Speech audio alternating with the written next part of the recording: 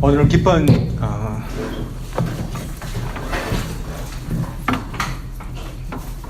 부활주일입니다.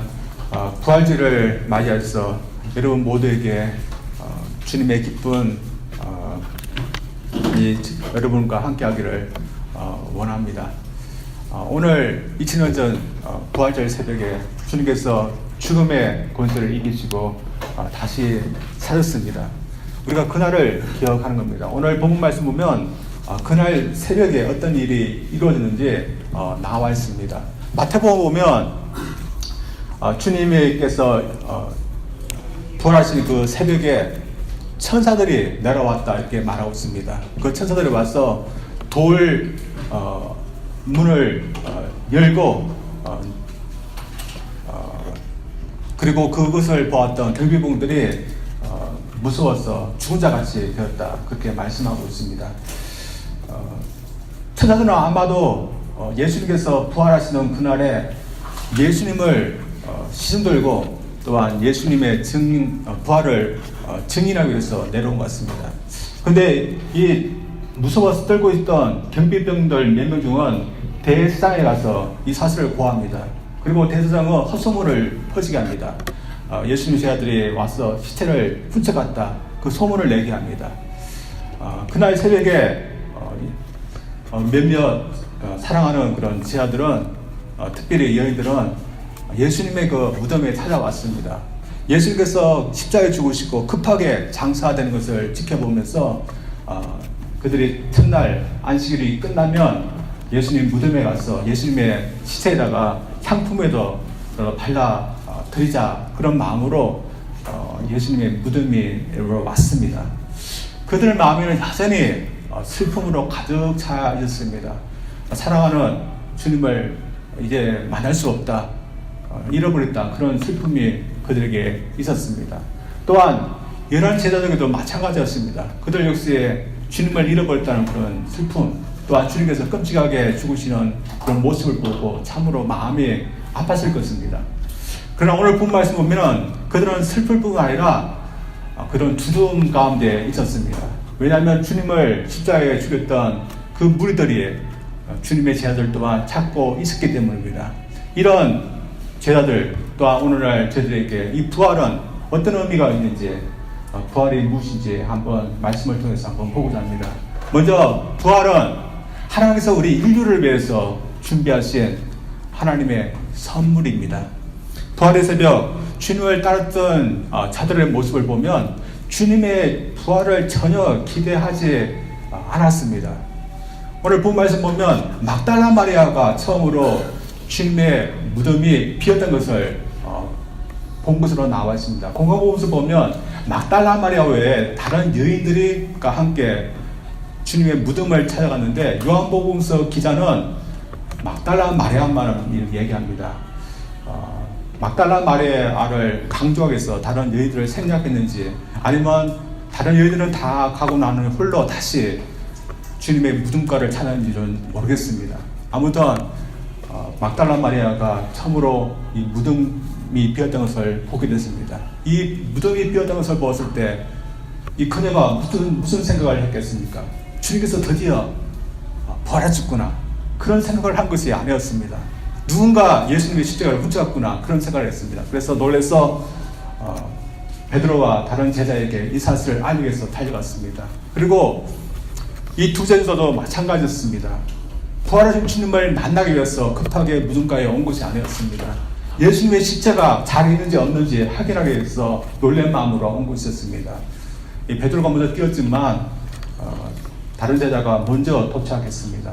근데 이 다른 제자는 무덤가를 둘러볼 뿐 들어가지는 못했습니다. 그런데 성격이 급했던 또 용감했던 베드로는 오자마자 무덤가로 들어갔습니다. 그리고 그것을 보았을 때 정말 예수님이 안 계셨습니다. 그러나 그곳에서는 예수님을 쌌던 수의만 있었습니다. 특이한 것은 예수님의 머리를 쌌던 그런 수건이 따로 잘 개어서 놓여져 있었습니다. 그리고 다른 제자도 용기를 내어서 이 무덤 안으로 들어가서 같은 것을 보게 됐습니다. 이 두 제자가 이것을 보았을 때 그들도 어떤 생각을 했을까요? 주님의 시체를 누군가가 훔쳐가지는 않았구나, 그런 생각을 했을 것입니다. 당시에 종종 시체를 훔쳐가는 일들이 있었습니다. 그러나 그 시체를 훔쳐가는 이유는 그 시체를 쌌던 수위 때문에 그랬습니다. 오늘날 저희들에게 이 옷은 그렇게 비싼 옷은 있지는 않습니다. 그래서 여러 번을 우리는 사 있습니다. 필요한 옷이 있지만 필요하면 또 옷을 또 사고 또 사고 또 삽니다. 그래서 집에 가면 옷장뿐만 아니라 어떤 집에는 옷을 두는 그런 방도 있습니다. 근데 당시에는 그렇지 못했습니다. 보통 사람들이 입는 것은 통으로 짠 그런 속옷, 그리고 겉옷, 그리고 머리에 쓰는 그런 수건, 그리고 띠, 그리고 신발. 부자 외에는 모두 한 벌씩 갖고 있었습니다. 그래서 평생 낡을 때까지 한 벌을 갖고 사는 그런 시대였습니다. 그만큼 옷을 만들기 힘든 그런 시대였기 때문에 옷이 비싸고 값어치가 있던 시대였습니다. 그래서 수익이라도 훔쳐가려고 했던 그런 시대였습니다. 그런데 예수님의 그 무덤은 참 이상했습니다. 누군가 찾아와서 예수님의 시체를 훔쳤다면 예수님의 수인은 놔두지 않았을 것입니다. 근데 보니까 예수님의 몸은 없지만 예수님의 수인은 그대로 있고, 또 특이한 것은 일부러 예수님의 머리를 쌌던 그 두건은 잘 개어 놓았던 것입니다. 어떤 도둑도 그렇게 하지 않습니다. 그래서 이 두 사람은 예수님의 시체를 누군가는 가져가지 않았다, 훔쳐가지 않았다, 그렇게 생각했습니다. 그러나 예수님의 몸에 어떤 일이 생겼는지 그들은 알지 못했고 이해하지 못했습니다. 그리고 그들은 각자 자신의 집으로 돌아갔다, 말씀은 그렇게 이야기하고 있습니다. 그래서 당시 예수님의 순세자였던 이들도 예수님께서 부활하실 것이라 그렇게 기대하지 않았습니다. 이것은 예수님의 부활은 우리 인간의 상상의 이상, 또한 기대의 이상이기 때문입니다. 그러나 그럼에도 불구하고 주님은 하나님의 능력에 의해서 부활하셨습니다. 이것은 하나님께서 우리 인간의 그 상상 이상의 것, 기대 이상의 것의 선물을 우리에게 주셨다는 것을 의미합니다. 사실 예수님이 오실 때 예수님을 메시아로 믿고 또한 기대했던 많은 사람들이 있었습니다. 예수님을 대해서 어떤 기대를 했을까요? 예수님이 메시아로 오기 때문에 그들은 다윗의 때 부흥했던 그런 화려하고 그런 막강하고 부흥했던 그 시대, 예수님께서 메시아로 해주기를 그런 기대를 했습니다. 그래서 예수님께서 십자가에 죽으실 때 예수님께서 왜 저렇게 죽으시는가 그들은 이해할 수 없었고, 또한 그런 기대도 없었습니다. 그들은 단지 예수님께서 그들에게 풍요로운 그런 안정된 그런 시대만을 열어주기를 원했습니다. 그러나 하나님께서는 그런 이 세상에서 잘 살고 평안하게 사는 것만을 원치 않았습니다. 만약 우리가 이 세상 한 번만 우리가 산다면 우리도 이런 기대만을 갖고 살아야 될 겁니다. 그리고 많은 사람들이 이런 기대만을 갖고서 살아갑니다. 그리고 죽을 날이 가까우면 이제는 어쩔 수 없다면서 이 세상을 떠나갑니다.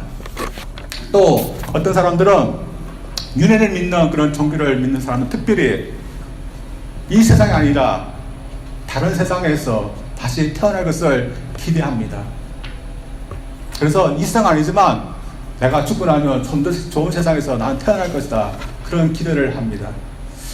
하나님께서 능력이 계시기 때문에 하나님께서 원한다면 이런 기대대로 하실 수 있습니다. 그러나 하나님은 그렇게 원하지 않았었고 또한 윤회되는 세상을 만드시지 않았었습니다. 만약 하나님께서 그렇게 했다면 세상이 참 좋았을 건데, 저희들이 알고 있듯이 우리 세상이 어떻습니까? 저희들 세상 사는 것이 참 고통이고 또 힘듦으로 가득 차 있습니다. 그래서 여러분 한번 생각해 보십시오.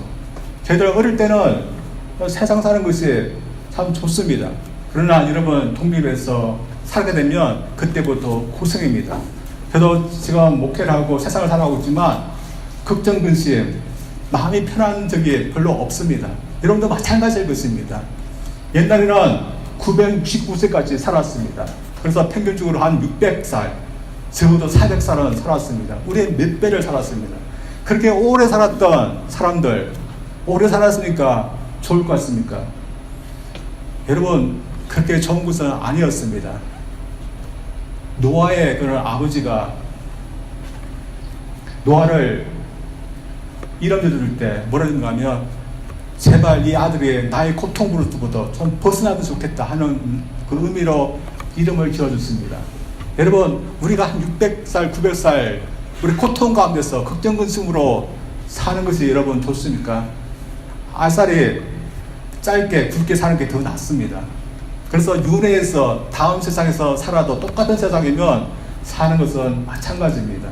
그러나 사람들은 이렇게 오래 사는 것, 또한 윤회해서 다음 세상에서 다시 사는 것, 그것만을 기대하는 것 같습니다.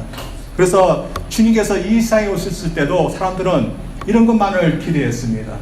그래서 하나님의 아들이 자신들의 죄를 위해서 십자가에서 자신들을 위해서 죽으실 것이라고, 그 문제를 위해서 죽으실 것이라고 그들은 전혀 기대를 하지 않았습니다.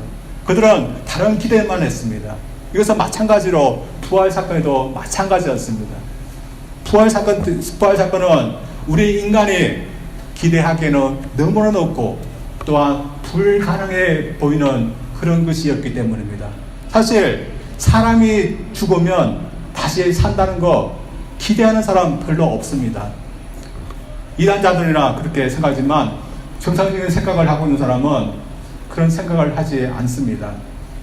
왜냐하면 하나님이 살리신 외의 사람들 외에는 한번 죽으면 지금까지 다시 산다고 한 사람은 아무도 없습니다. 여러분, 석가모니도 죽었습니다. 석가모니가 어떻게 죽었는지 일화를 보니까 어떤 사람이 공양을 했는데 그 공양 음식을 드시고서 그만 죽었습니다.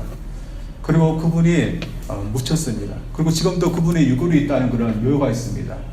그러나 석가가 다시 살아났다, 우리는 들어보지 못했습니다. 이슬람교를 만든 마오메도 마찬가지입니다. 그 사람도 죽었는데 지금까지 살았다는 말 저들을 들어보지 못합니다. 그래서 저희들도 마찬가지입니다. 저희들도 죽게 되면 우리가 다시 살 거다 기대하지 않습니다. 그러나 오늘 본문은 우리 사람의 기대 이상의 것이 일어났다, 그렇게 증언하고 있습니다. 그것은 예수 그리스도를 통해서 일어났다고 말하고 있습니다. 그 기대는 무엇입니까? 하나님의 아들 돼서 메시아가 되어서 우리 죄를 위해서 십자가에 죽으시지만 다시 3일 만에 사마의 권세, 죄의 권세를 이기시고 다시 살아나셨다는 것입니다. 이 사실을 전했을 때 전혀 기대하지 못한 사람들은 어떤 반응을 보였습니까? 놀라워했습니다. 그리고 믿지 못할 사실이라고 믿지 않으라고 했습니다. 그러나 주님의 십자가와 사건과 부활을 직접 눈으로 목격한 사람은 이 사실을 사실로 믿지 않을 수 없습니다. 그래서 제 아들도 믿지 않았지만 나중에는 결국에는 믿고 또 확신에 사로잡힌 그런 사람들이 되었습니다. 그래서 저희들도 어떻게 해야겠습니까? 하나님께서 우리에게 행하신 것, 우리를 위해서 하신 것, 하나님을 믿고서 받아들이고 또한 그것을 또한 믿어야 될 줄 믿습니다. 이것은 십자가 사건에도 마찬가지입니다. 십자가는 하나님께서 우리에게 주신 하나님의 그런 선물입니다. 우리가 기대하지 않았던 그런 선물이지만 하나님께서 우리에게 주셨다면 우리는 십자가의 그 사건도 우리가 믿음으로 감사함으로 받아들입니다. 어떤 신학자가 십자가에 대해서 말하기를, 이 십자가는 신이 인간을 위해서 희생하신 그런 곳이다. 그리고 이런 경우는 극히 드문 예다, 그렇게 말했습니다. 왜냐하면 일반적으로 사람들이 믿는 그런 신들은 어떻습니까? 결코 사람들을 위해서, 인간을 위해서 희생하지는 않습니다. 우리 많은 한국에 있는 사람들이 많은 신들을 섬기고 있습니다. 그 신들이 어떻습니까? 그 신들 앞에서 미신을 믿는 사람들은 지극히 정성을 다해서 섬깁니다. 그래서 어떤 사람은 아침마다 가족을 위해서, 사업을 위해서, 건강을 위해서 기도합니다. 그러면 그 신이 어떻게 할 거라고 생각합니까? 자신들의 기도를 들어줘서 복을 줄 거라고 생각합니다. 그러나 그 신들이 어떠합니까? 인간을 위해서 희생합니까? 희생하지는 않습니다. 그러나 성경에 나오는 우리가 믿는 하나님은 우리들을 위해서, 죄인들을 위해서 자신의 아들까지 우리들을 위해서 내어주시고 희생하신 그런 하나님이 있습니다. 우리 사람의 그런 기대, 사람의 상상, 그것을 지나는 것입니다. 그러나 하나님께서 우리에게 이런 선물을 주셨다면 우리가 겸손하게 받아들일 줄 믿습니다. 이런 의미에서 부활사건도 마찬가지입니다. 부활사건도 우리의 상상을 뛰어넘는 것이고 우리의 기대를 뛰어넘는 것입니다. 특별히 부활사건이 있을 때 예수님의 제자들은 이제 모든 것이 끝났다 그렇게 생각했습니다. 그리고 예수님을 사랑했던 그런 자들은 예수님의 몸에다가도 뭔가 해드리려고 그렇게 찾아갔습니다. 근데 그날 아침에 그들이 예수님께 해드리는 것보다도 몇 배나 귀한 것을 예수님께서 그들을 위해서 해 주셨습니다. 그래서 오늘날도 마찬가지인 것 같습니다. 우리가 예수님을 위해서, 하나님을 위해서 해드리는 것보다도 저희들은 하나님부터, 하나님께서 우리를 위해서 하신 그 덕분에 우리는 살고 있는 사람들입니다. 우리가 사람들에게 친할지게 한다면 어떻게 합니까? 우리는 사람들에게 친할지 하면 사람들이 고마워하는 것이 아니라 부담스러워합니다. 그래서 어떤 사람들에게 잘하고 싶고 해주고 싶은 마음이 있지만 우리는 그렇게 하지 않는 경우가 많습니다.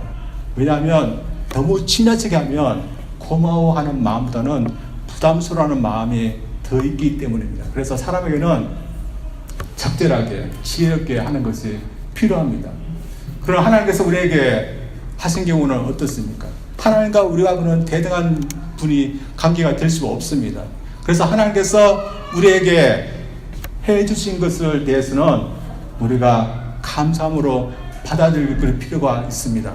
하나님께서 우리에게 주신 선물, 그것은 우리 기대 이상을 지나는 것이고 그것은 부활 사건이었습니다. 그래서 부활 사건을 통해서 우리가 하나님의 선물을 받지 않으면 안 되는 것입니다. 따라서 어떤 사람들은 스스로 내가 영생할 수 있다, 내가 고행을 하든지 도를 닦든지 아니면 다른 종교를 믿든지 하면서 내가 영생을 할 거다 그렇게 말하지만 우리가 하나님께서 우리에게 주신 그 선물을 받지 않으려고는 다른 어떤 것을 통해서 우리가 죄로부터 또한 죽음으로부터 벗어날 수 있는 길은 없는 것입니다. 그래서 하나님께서 우리에게 상상할 수 없는 기대 이상의 것을 선물을 줬으면 여러분 그것이 너무 지나치다 믿지 않으려는 그런 사람들이 아니라 그것이 우리에게 꼭 필요한 선물임을 믿고서 받아들여야 됩니다. 그리고 믿어야 됩니다. 그래서 따라서 우리가 죽음에서 벗어나기 위해서는 어떻게 합니까? 하나님께서 우리에게 주신 그런 선물을 우리는 받아들입니다. 다시 말해서 이 부활 사건과 십자가 사건을 통해서 온 땅과 온 만물, 온 인류의 구세주와 주로 하나님께서 예수 그리스도를 세우신 이상 그분을 받아들이고 믿는 수밖에 없습니다. 따라서 부활 사건이 하나님이 우리 인간을 위해 마련해 주신 선물이 있은 이상 이 선물 위에 우리 인간이 구원받고 또한 죄에서 또한 죽음에서 벗어날 수 있는 길은 절대 없다는 사실을 우리가 겸손히 받아들이고 하나님께서 우리에게 선물로 주신 것 우리가 겸손히 받고 또한 믿을 수 있는 저들 되기를 주님 이름으로 축원드립니다. 두 번째는 부활은 우리가 소망할 수 있는 대상이라는 것입니다. 예수님은 부활하시지만 예전에 그 몸으로 돌아가시지는 않았습니다. 그래서 예수님은 예전에 그 몸을 입으시고 다시 제자들에게 돌아가지는 않았습니다. 만약에 주님께서 부활하시지만 예전의 몸으로 다시 돌아가셨다면 어떻겠습니까? 주님은 어느 정도 사시다가 우리처럼 늙고 또한 때가 되면 다시 죽었을 것입니다. 그러나 주님은 그렇지 않았습니다. 예전에 몸으로 돌아가는 사람이 있습니다. 나사로였습니다. 그래서 어떤 사람이 나사로에 대해서 얘기하기는 나사로가 어떻게 살았습니까? 나사로가 주님께서 나오라 할 때 나사로는 수의를 이렇게 퉁퉁 이렇게 메고 난 상태로 이렇게 무덤으로 나왔습니다. 근데 어떤 사람이 이것을 보면서 뭐라는가 하면 왜 나사로가 수의를 입고서 무덤 밖으로 나왔는가? 이것은 이 나사로가 다시 이 수의를 쓰기 위해서 이렇게 수의를 입고서 나왔다. 이런 엉뚱한 말을 했습니다. 이런 엉뚱한 말이지만 참 의미가 있는 그 말이랍니다. 다시 예전의 몸으로 갔기 때문에 그런 언젠가 다시 죽었고 그 수의를 다시 썼습니다. 그러나 주님은 다시 예전의 몸으로 돌아가지 않았습니다. 그래서 이 제자들, 특별히 막달라 마리아에게는 주님의 그런 변화된 모습이 섭섭할 수도 있는 겁니다. 오늘 본 말씀 보면 주님을 읽고서 주님의 십자가 없었다고 울고 있는 이 막달라 마리아에게 예수님께서 나타나서 막달라 마리아 하면서 그녀의 이름을 불렀습니다. 그러자 그때서야 주님인 줄 알고 이 막달라 마리아가 반가워서 라보니 하면서 예수님을 붙들려고 했습니다. 붙들려 하는 의미가 예수님을 포옹하라고 했는지 아니면 예수님의 발바닥에 이렇게 경배하라고 했는지는 잘 모르지만 아무튼 붙들려고 했습니다. 그런데 예수님께서 뭐라고 했습니까? 나를 붙들지 말라, 그런 말씀을 하셨습니다. 대신에 내가 너희 형제들에게 제자들에게 가서 내 아버지, 너희 아버지에게 내가 아직 올라가지 못했다, 그런 말씀을 전하라고 했습니다. 이 말씀을 들은 막달라 마리아는 어떻게 보면 섭섭했을지도 모릅니다. 또한 이 제자들도 마찬가지였을 것입니다. 예수님은 예전의 그 모습으로 그들에게 다시 오지 않았습니다. 예수님은 잠깐 그들에게 나타났지만 다시 떠났습니다. 그래서 제자들 입장 같은 것이면 예수님께서 예전처럼 계속해서 그들과 같이 있어주기를 원했을 것입니다. 군중도 마찬가지였을 것입니다. 예전의 모습같이 그들에게 병을 고쳐주고 기적을 이뤄주고 가르침을 주는 그런 주님을 원했을지도 모릅니다. 그래서 오늘날도 그럴 수 있습니다. 주님께서 예전의 모습으로 우리에게 나타나셔서 우리가 같이 있어줘서 우리가 볼 수 있다면 그런 마음이 우리에게 있을 수도 있습니다. 그러나 주님은 예전의 그 모습, 그 상태로 돌아가시지 않고 제자들에게 잠깐 보시다가 40일 후에는 승천하셨습니다. 그러나 예수님의 예전의 상태로 돌아가시지 않으시고 부활 후에 새로운 모습으로 변화된 것은 우리에게 좋은 것입니다. 또한 주님께서 이 지상에 계시지 않고 하나님 아버지의 보좌 우편으로 가신 것도 좋은 것입니다. 왜냐하면 주님께서 새로운 몸을 입으셔서 또한 주님의 보좌, 하나님의 보좌 우편에 앉아서 부활의 주님으로서 있기 때문에 우리에게 주어지는 은혜가 있기 때문입니다.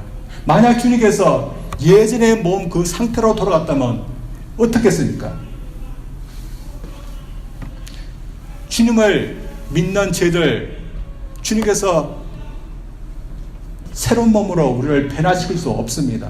주님도 새로운 몸으로 변화시킬 수 없고 주님도 죽으시는데 어떻게 주님을 믿는 저희들을 변화시킬 수 있으며 사망의 몸에서 우리를 변화시킬 수 있습니까? 그렇게 할 수 없는 겁니다. 그러나 주님께서 새로운 몸으로 변화하셔서 또한 그 금능의 자리로 올라가시기 때문에 주님을 믿는 저희들, 주님의 그 영광의 몸으로 우리를 바꿀 수 있는 것입니다. 그래서 지금은 성천하면서 믿음으로 주님을 고백하고 주님을 믿고 따르지만 그래도 주님께서 그렇게 하신 것이 좋은 것입니다. 주님께서 어떻게 변화됐습니까? 오늘 본 말씀에는 주님이 몸이 시간과 공간을 제약받지 않는 그런 모습으로 나타납니다. 만약에 예수님께서 예전의 모습으로 했다면 오늘 본 말씀처럼 마리아에게 그렇게 나타나지 못합니다. 그런데 예수님께서 갑자기 나타나셨습니다. 또한 제자들이 문에 닫힌 그런 방에 있을 때 예수님께서는 문을 열지 않으시고 들어가셨습니다. 예수님의 그 몸이 변했던 것을 의미합니다. 그래서 예전에 피터 목사님이 이런 말씀을 하셨습니다. 예수님이 만약에 예전의 몸 상태로 계셨다면 예수님이 성천하실 때 어떻게 됐을까? 예수님께서 대의권 밖을 떠날 때 예전의 몸 상태로였다면 살지 못했을 것입니다. 아마 그 몸이 타버렸을 것입니다. 예수님 몸은 어떻게 변했습니까? 늙지도 않고 쇠하지도 않고 병들지도 않고 죽지도 않는 그런 몸으로 변했습니다. 그래서 주님께서 이런 몸을 입으신 거 여러분 우리에게도 소망입니다. 왜냐하면 주님을 믿는 저희들도 주님께서 주님 같은 그 몸으로 우리도 변하실 것을 우리에게 약속하셨기 때문입니다. 따라서 지금 우리가 당장 이런 변화가 있지 않을지라도 소망 가운데서 우리가 살 수 있는 것입니다. 따라서 우리가 나중에 어떻게 되겠습니까? 만약에 우리가 100년쯤 지나면 그때까지도 주님께서 오시지 않는다면 저도 죽고 여러분도 다 죽을 겁니다. 그리고 결국엔 땅속에 다 묻힐 것입니다. 그러나 그것이 끝은 아닙니다. 주님께서 언젠가 오시는 그날 우리 모두를 다 부르실 것입니다. 그러면 저희들 비록 죽었지만 우리의 몸 다시 부활해서 주님께서 부르시는 그 자리로 우리는 올라갈 것입니다. 그러나 예전의 몸으로 우리가 올라가겠습니까? 우리는 변화된 주님의 몸 같은 몸으로 우리는 변화돼서 갈 겁니다. 만약에 우리의 몸이 그대로 있다, 예전의 몸이다, 주님께서 우리를 불러도 우리는 올라가지 못합니다. 우리의 몸 우리가 뛰어봤자 얼마나 우리가 뛰어올 수 있습니까? 여러분 1m도 못 듭니다. 근데 그 몸을 어떻게 공중으로 올라갈 수 있습니까? 우리가 변화되지 못하면 주님이 불러도 가지 못합니다. 그러나 주님께서 부르시는 그날 우리 몸은 주님 같은 몸으로 변화될 겁니다. 그래서 우리의 몸도 늙지도 않고 쇠하지도 않고 그리고 죽지도 않는 그런 영광의 몸을 얻게 될 겁니다. 어떻게 보면 이것은 모든 사람들이 꿈꾸는 꿈일 것입니다. 그러나 우리 그리스도인에게는 이것이 단지 꿈만 것은 아닙니다. 반드시 이루어지게 될 그런 소망이 있습니다. 제가 TV를 봤는데 53세쯤 되는 그런 남자분이 계셨습니다. 그분이 어떤 희귀한 병을 걸렸는데 노로증이라는 그런 병을 앓고 계셨습니다. 나이는 53세인데 신체 나이는 50세입니다. 참 보니까 살이 없습니다. 살은 다 빠졌고 뼈에 가죽만 이렇게 덮여 있었는데 너무 늙어서 머리도 하얗고 그리고 이 안구도 푹 꺼져 있었습니다. 그리고 안경에다가 보청기를 쓰고 있었습니다. 근데 이것이 언제부터 그런가 하면 어린 시절부터 그렇게 됐습니다. 그래서 20세 한창을 볼 때 그의 신체 나이는 벌써 환갑을 지났습니다. 환갑을 지나서 70세의 그런 노인의 그런 몸을 갖고 있습니다. 여러분 생각해 보십시오. 마음은 20입니다. 여러분 마음은 20이고 마음은 아직도 10대입니다. 근데 아직 20인데 자기 몸은 벌써 환갑 노인의 몸입니다. 여러분 이런 병을 앓고서 평생을 살고 있는 이분을 보니까 참 딱해 보였습니다. 여러분 우리도 이런 병을 갖고서 이런 몸을 갖고서 우리가 살아간다면 왜 이런 몸을 갖고 살아왔는지 참 우리도 참 억울할 것입니다. 그러나 이분도 소망은 있습니다. 어떤 소망입니까? 언젠가는 이런 몸이 아니라 예수님 같은 그런 몸 갖게 될 거라는 그런 소망입니다. 저도 가끔씩 이런 소망을 꿈꿉니다. 저는 벌써 40대 후반입니다. 우리 시장들 비하면 아무것도 아니지만 그래도 20대는 벌써 20년이 지났습니다. 그래서 20대, 30대를 생각하면 참 그때가 좋았다는 그런 생각을 하곤 합니다. 20대, 30대 어떻습니까? 육체적으로 참 건강할 때였습니다. 그때는 건강했다는 것, 젊었다는 것을 잘 몰랐던 것 같습니다. 그때는 눈도 좋았고, 그도 피부도 좋아서 주름도 없었고, 그도 흰머리도 없었고, 참 피곤하지도 않았던 그런 때였습니다. 근데 지금은 벌써 이렇게 그런 몸을 가질 수 없는, 되돌아갈 수 없는 그런 때가 됐습니다. 그래서 여러분도 그럴 겁니다. 내가 되돌아갔으면 좋겠다. 우리는 그렇게 할 수는 없지만, 그러나 우리가 언젠가는 우리가 지금 갖고 있는 그런 몸보다도 더 좋은 몸을 갖게 될 그런 소망을 우리는 할 수 있습니다. 왜 그런 소망을 우리가 할 수 있습니까? 20년 전에 십자가에 죽으시지만 사망 근세를 이기시고 새로운 몸으로, 영광의 몸으로 다시 부활하신 주님 때문에 그러한 것입니다. 주님은 이 세상을 떠났을 때 더 이상 지상에 남아 있을 필요가 없었기 때문에 천국으로 다시 가신 것입니다. 십자가 사건과 부활 사건을 통해서 이미 우리에게 필요한 모든 구원을 이룰 만한 모든 것을 다 이루셨기 때문에 주님은 지상에 더 이상 남지 않으시고 천국으로 가신 것입니다. 그래서 주님은 주님의 이 세상에 있지 않아도 주님의 그 십자가와 부활 사건을 믿기만 하면 누구든지 구원받고 누구든지 주님 같은 몸을 입을 수 있는 육체의 그 부활도 할 수 있으라는 그런 약속을 하셨습니다. 어떻게 보면 우리는 주님의 그 십자가와 부활이 우리에게 주는 그 능력, 그 유함을 믿고 사는 사람들입니다. 그래서 지금 2000년이 지났지만 아직도 저희들은 그 십자가와 부활 사건을 믿으면 저희들 구원받고 또한 주님의 몸 것처럼 우리가 소망될 것을, 그 유함을 우리는 믿고서 살아가는 겁니다. 그 유함이 때때로 우리는 의심을 하기도 합니다. 주님의 그 부활이 우리에게 참 무슨 영향이 있는가? 주님께서 말씀하시는 그 유함 언제나 이루어질까? 참 길게만 느껴지기도 합니다. 그러나 우리 그리스도는 그럼에도 불구하고 그 유함을 우리는 믿고 또한 살아가는 그런 사람들이어야 됩니다. 그래서 우리 주님을 믿고서 주님께서 우리에게 약속하신 그것을 우리가 끝까지 우리가 놓지 않고 소망하기를 원합니다. 어떤 과일을 파는 한 할머니가 있었습니다.